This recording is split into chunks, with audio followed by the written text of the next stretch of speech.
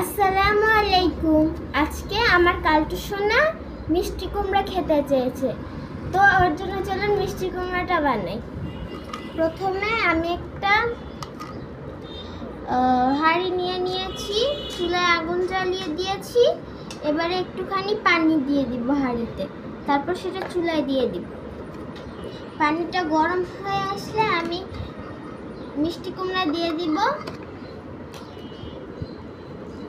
তারপরে ঢেকে দিচ্ছি।